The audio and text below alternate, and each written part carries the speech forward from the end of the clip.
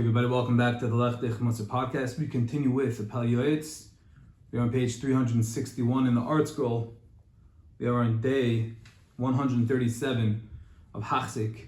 We spent a few days on the inyan of Gezela, and now we're going to conclude this series of theft, robbery with Ganev. Says the Pele Yoeitz,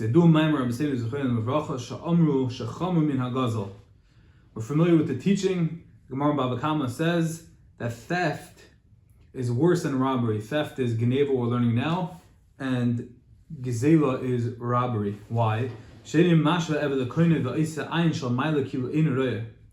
Because here, when stealing secretly, he doesn't equate the honor of the servant to the honor of his master. It makes the eye of Hashem as if it doesn't see. Meaning to say that this Ganev, he steals at night, he steals when people aren't looking, he's more discreet, so he thinks, oh, mankind, people aren't looking, and Hashem doesn't make a difference.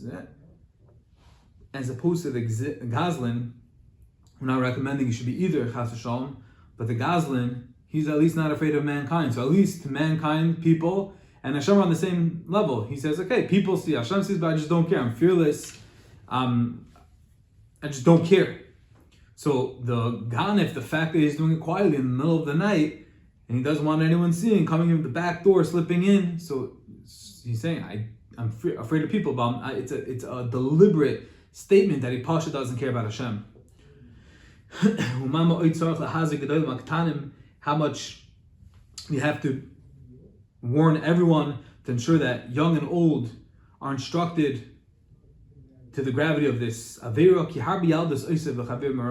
many times, it is the inexperienced and limited perspective of the young, or the pull of friends, that cause one to be toyev, to run after money and even do and ultimately end up doing aviros like stealing. And they go from one thing to the next and they descend very quickly and become gluttonous and drunkards. It's a spiral downwards. One must therefore keep a watchful eye on people, on young, but on old and certainly the young. It's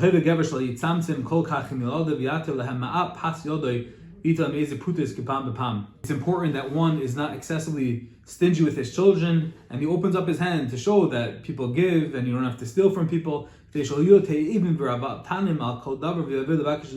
don't become so starved and needy that they should come to steal. At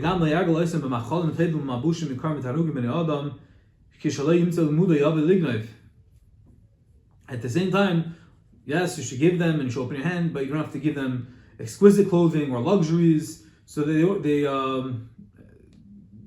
everything in the right balance. And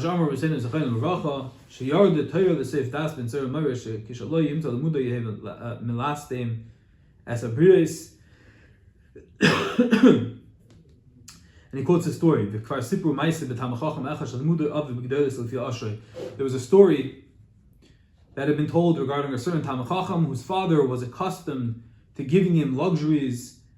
And after his father passed away, he lost all of his wealth. And he desperately sought out to obtain his accustomed luxuries until he came and he stole people's svarim from Beis Medrash. And when the matter became revealed, he was so embarrassed and humiliated that he went off the derech. Therefore, let every person do the right thing in his mind and realize to do it b'cheshbon. Don't be overly stingy, but at the same time, don't be too overly frivolous and excessive. Rather, a person should conduct themselves with a normal, standard way, in a wholesome way, in accordance with the bracha that a person has received from Hashem. And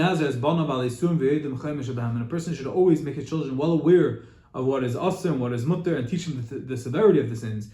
And he should distance them from unsuitable friends so that they will walk in the path of good. And we mentioned a bunch of different types of Ganeva in the previous previous days, and now we're going to say one more final form of theft. There's another form of theft that's frequently transgressed, which is stealing of the minds. And there are many different types of stealing people's minds. The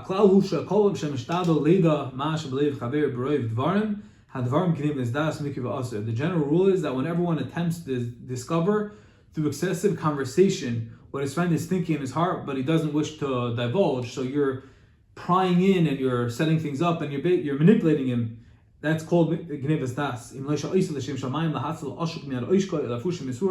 Unless this manipulative talk is done in a way to save this person from other people, so just get to gauge things and to get a sense of things. You're doing it for the other person, so you have to be discreet and quiet, but at the same time you have to be intentional and deliberate.